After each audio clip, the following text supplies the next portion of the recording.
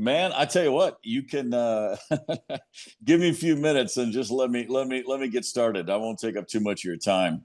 Okay.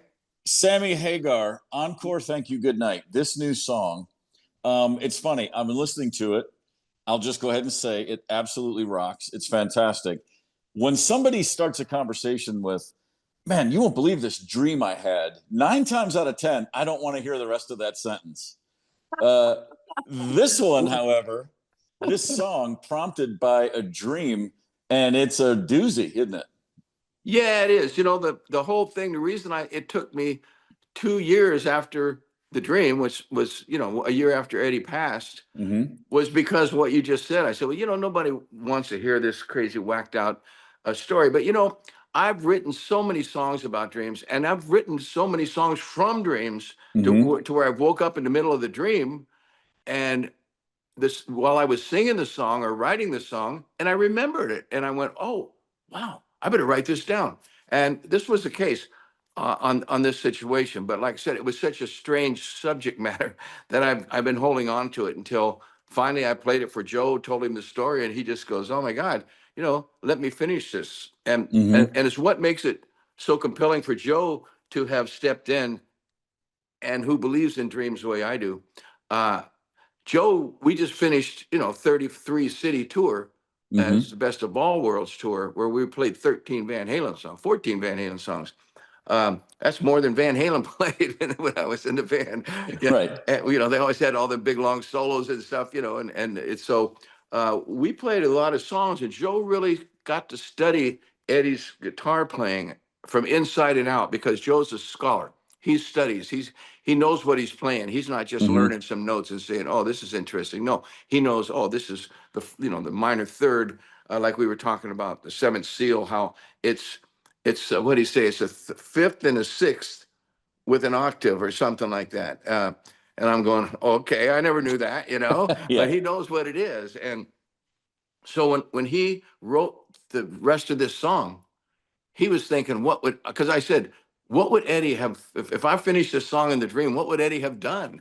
And he goes, I don't know, but let me just feel some stuff. And wow, when he played me the parts, I just went, holy shit, this Mm-hmm. is, it was like working with Eddie. I mean, I hate, I'm not trying to make this stuff up, man. I Sure. wrote a lot of songs with Eddie, Um, so when you are dreaming of someone that's passed, I don't know about you, but I have it all the time. I dream about Ed Leffler. I dream about Bill Graham. I dream about Elvis Presley, John Lennon. And I mean, I'm hanging out with these guys in my Yeah. dreams. And but the second you acknowledge, oh, wait a minute, they've passed, boom, dream's over. And you wake Yep. up.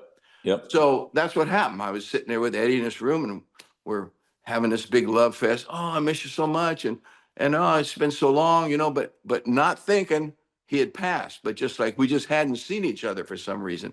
And we started working on this song, and I'm singing this melody, exactly what's in on the song, da da da da da da, ba da da da da, and I'm singing that, and he's hitting these chords, and all of a sudden I went, holy shit, it's passed.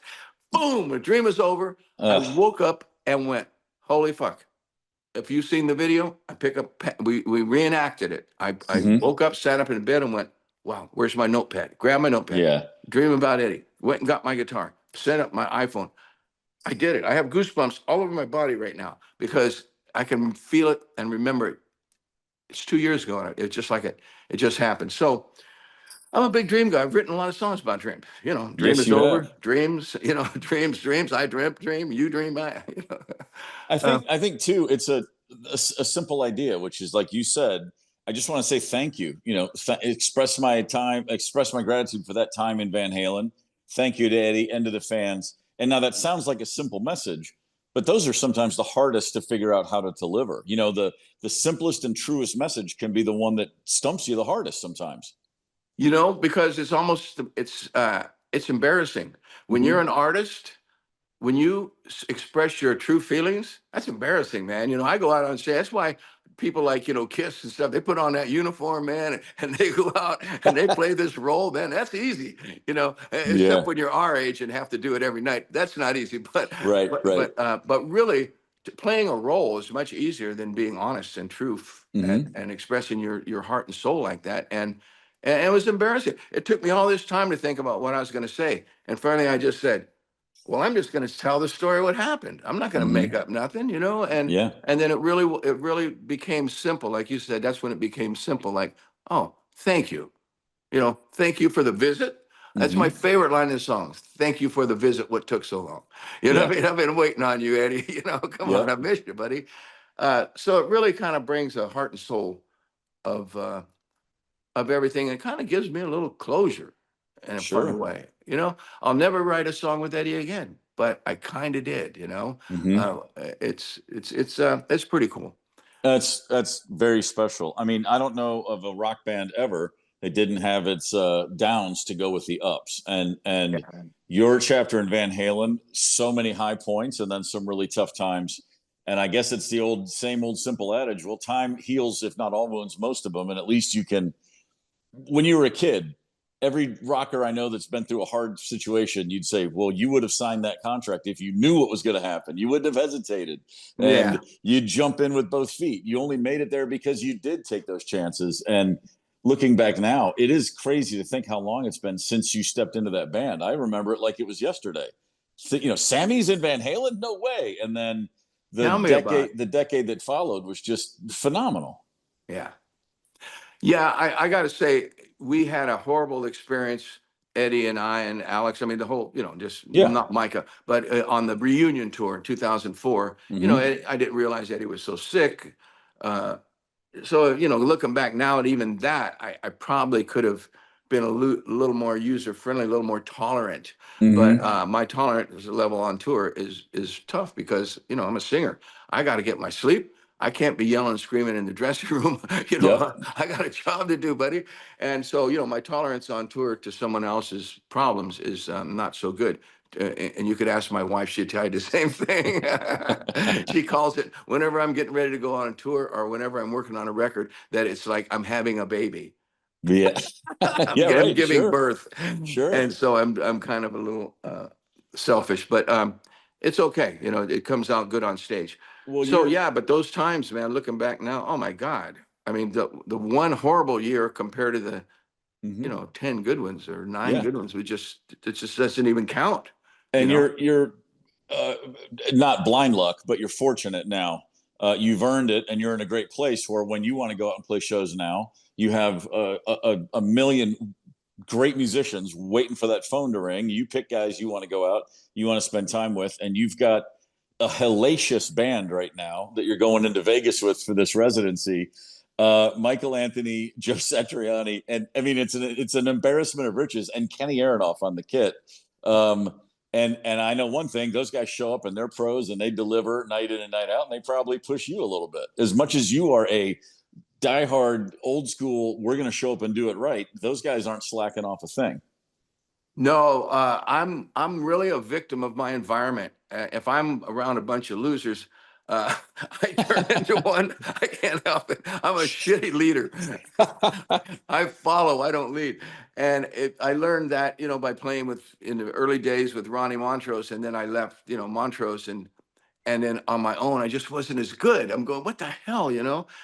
My songs just aren't as good. I write them all by myself, Mm-hmm. and I'm finally at my age now. I've realized it now. I don't even want to write a song by myself. You know, if I do, it's just a Sammy Hagar song. It's personal, and I don't expect it to be, you know, what I can write with a guy like Joe Satriani or like I can write with a guy like Eddie Van Halen. Mm-hmm. Uh, it really, really matters that I'm play with great players because, like you said, otherwise I can just go out on stage. My fans are so wonderful. The damn redheads, they're so loyal and they're just allow me to do anything I want. So I can go out on stage in a bathing suit and no shirt, which is you would want to talk about embarrassing.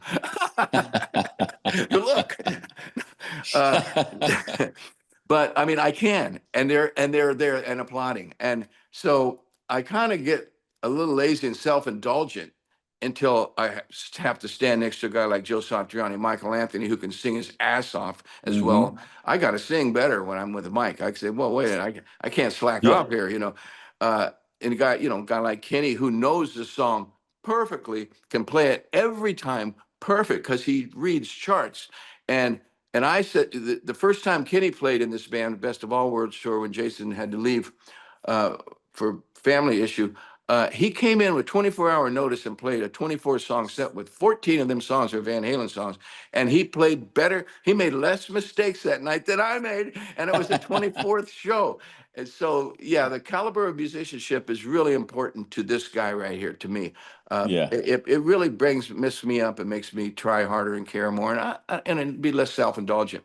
And I think it's good for the fans and the And show. And yeah. and so this round of dates, forgive me for saying it like this, but you finally figured it out, man. Residency. Don't get on tour. Make them come to you. It's fantastic. You got a bunch of dates in Vegas, Dolby Live at Park MGM. Yeah. Man, I can't imagine there's anything better than just keeping it in house, staying where you are to get the job done. Well, Steve, as they say, we're about to find out because Yeah. I've always, I used to didn't like in Van Halen when we used to play 4 nights in New York, 4 nights in Detroit, 4 nights in Chicago, 4 nights in San Francisco, 4 nights in LA. I used to think, God, I hate that because I feel so, um, oh man, I did that last night. Oh, I said that last night. Even my clothes, oh, I wore that last night. I Yeah. can't, even though Yeah. it's been dry cleaned, Yeah. I can't wear it tonight. So that puts stress on me because I'm a spontaneous guy. I don't like to do the same show every night.